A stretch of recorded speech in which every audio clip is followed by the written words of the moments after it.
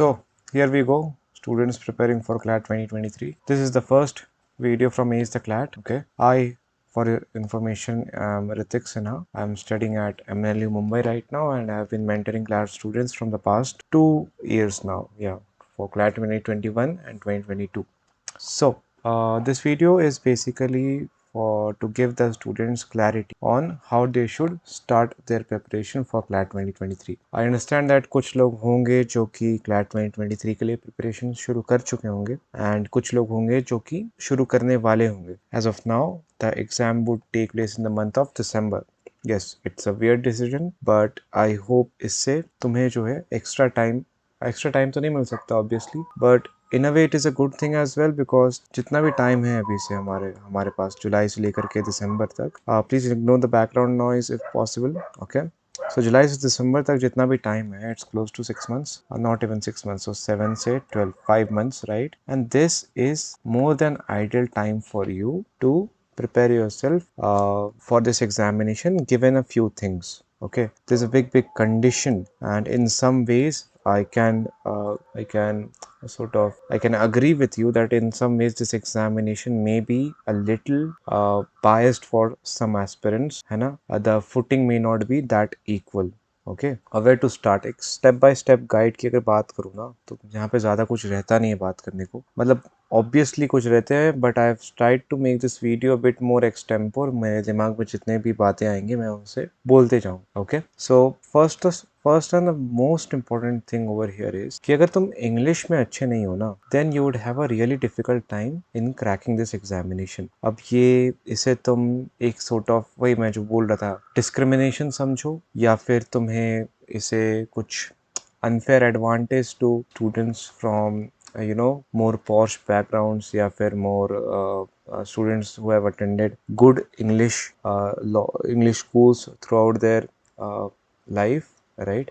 ऐसा समझो, क्योंकि मैंने देखा है एक स्टूडेंट को बहुत मेहनत किया उसने, एक ही स्टूडेंट्स को नहीं, कई स्टूडेंट्स को देखा है बहुत मेहनत करते हैं. इंग्लिश बैकग्राउंड के नहीं होने के कारण या तो उनकी रैंक उनके मेहनत को जस्टिफाई नहीं करती है, ठीक है, या फिर उनकी रैंक जो है क्लैट में जितने एक जनरल कैटेगरी स्टूडेंट को एक अच्छे एनएलयू में आने के लिए चाहिए, उतनी नहीं मिल पाती. और मेरा सीधा अनुमान यही है गाइस कि इसका जो मेन reason है, that is your grip on the English language. This is not to say that only if you have attended English speaking schools, then only तुम्हारा examination में बहुत आसानी से हो जाएगा. That is not at all correct, because there are English non English background से बहुत कम ही लोग होते हैं. ऑलमोस्ट सारे लोग जो हैं आजकल इंग्लिश बैकग्राउंड से ही पढ़े लिखे होते हैं, राइट? सो इसलिए मतलब इंग्लिश पे पकड़ होना बहुत ज़्यादा इंपॉर्टेंट है eight this point in time, और उस पर ही सबसे ज़्यादा काम करना चाहिए तुम्हें. I think for the next 2 to 3 months. Yes, it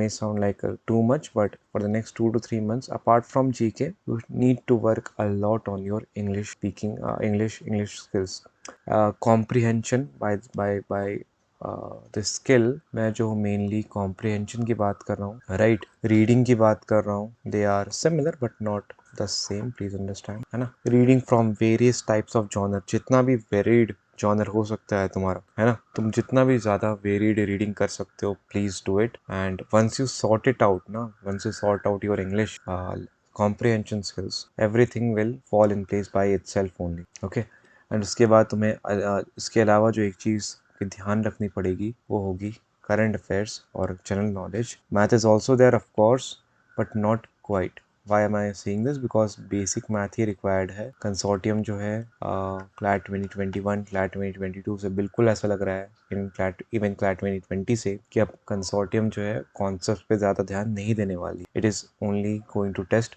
you on basic mathematic concept, ठीक है? जैसे परसेंटेज ये सब हो गया, सिंपल इंटरेस्ट, कंपाउंड इंटरेस्ट, ये सब अब नहीं लग रहा कि अब वो वापस पूछने वाले हैं. पॉसिबिलिटी स्टिल देयर, लेकिन बेसिकली तुम इसे जो है अपने लास्ट 2-3 मंथ्स ऑफ प्रिपरेशन के लिए भी रख सकते हो. ऐसा ज़रूरी नहीं है कि तुम्हें अभी के अभी इसे उठाना है. करंट अफेयर्स के लिए एक तरह से ऐसा समझो कि, एंड बिफोर दैट, ये जो मैं इंग्लिश पे इतना ज़्यादा स्ट्रेस इतना इसलिए दे रहा हूँ because I hope you know that 30 from logical reasoning, 30 from English and close to 40 from legal reasoning. 100 questions जो हैं out of 150, 2/3 of your paper is based on English comprehension skill only. And you know what, in 100 के 100 questions में से at least 90 questions का answer paper में ही होता है. You have to comprehend the paper and find out the answer. ठीक है. And the let's move ahead on the only other thing that you need to take care of at this point in time is your current affairs. तुम्हें newspaper रोज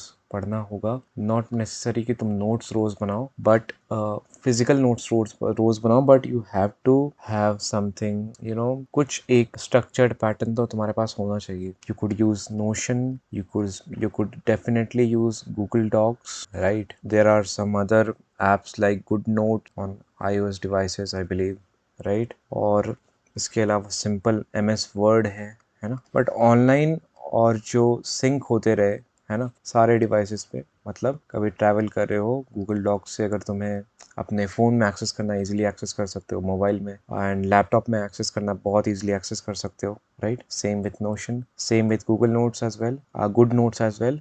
MS Word के लिए भी बहुत similar process है, but there is a catch, है ना. You need not pay, but एक बार तुम ऑनलाइन सेव करने लगोगे, then it takes a lot of space, and basically that way is a bit too complex. Okay, simple है, Google Docs या फिर नोशन यूज करो और गुड नोट्स यूज करो. ठीक है. सो करंट अफेयर्स में न्यूज़पेपर से नोट्स बनाना शुरू कर दो, या फिर you could also sort of follow some websites, UPSC websites like Trishti IAS. ठीक है, for your notes. Then some other really important things that you need to take care of or you need to know before starting your preparation. Coaching institute जाना है कि नहीं? There is a yes and no to this answer. ठीक है. Yes तब जब तुम बहुत ज़्यादा वीक हो इंग्लिश में, आई वुड से बहुत ज़्यादा वीक हो इंग्लिश में, अगर तुम्हें ऐसा लगता है, देन यहाँ से जो तुम्हें टीचर्स का साथ मिलेगा, provided that coaching institute is a good one, है ना, प्रोवाइडेड दैट तुम्हें उनकी गाइडेंस जो मिलेगी वो शायद वर्थ इट होगी. ठीक है, तुम जो पैसे दे रहे हो. But if you are good at English, right, और if you are able to get a 60, even a 60 out of those 150 marks, है ना, in CLAT 2022 I'm talking about, then the return on investment रहेगा कोचिंग इंस्टीट्यूट्स का, that would not be too huge in my humble opinion. ठीक है. There are a lot of minute factors to it, right? You can share your story with me at info@acetheclat.in, right? And उसके वजह से customise answer भी मैं तुम्हें दे सकता हूँ. अगर ज़रूरत पड़ेगी then I would also arrange a phone call. ठीक है. Relocating is a big no for me, because at this point in time, first of all, अगर तुम ड्रॉपर नहीं हो तो रिलोकेट तो नहीं कर सकते, है ना.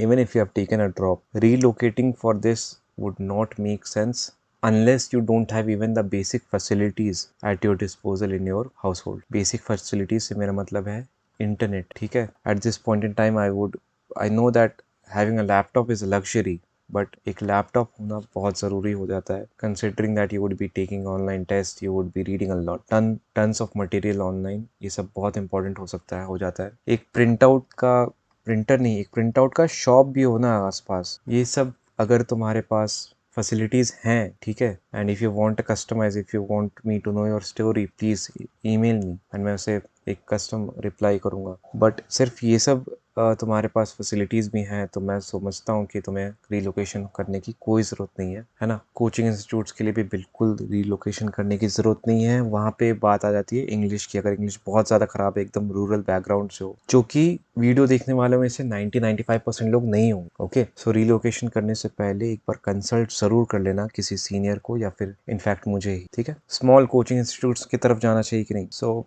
क्लैट नहीं, 2020 के बाद ना कई सारे स्मॉल कोचिंग इंस्टीट्यूट्स आए हैं, ठीक है, जो कि अपने अपने तरीके से हेल्प करना चाह रहे हैं स्टूडेंट्स का. ठीक है. They are mostly online based, offline office नहीं होता है, या फिर कोई अभी तक उतना बड़ा हुआ नहीं है कि ऑफलाइन ऑफिस हो जाए. ठीक है. सवाल आता है कि क्या हमें उनके साथ जाना चाहिए. Now see, answer is a bit complex. यहाँ पे तुम्हें ना, बेसिकली मैं क्या चाहता हूँ कि तुम्हारे पैसे बर्बाद नहीं हो कोचिंग इंस्टीट्यूट्स में डाल के.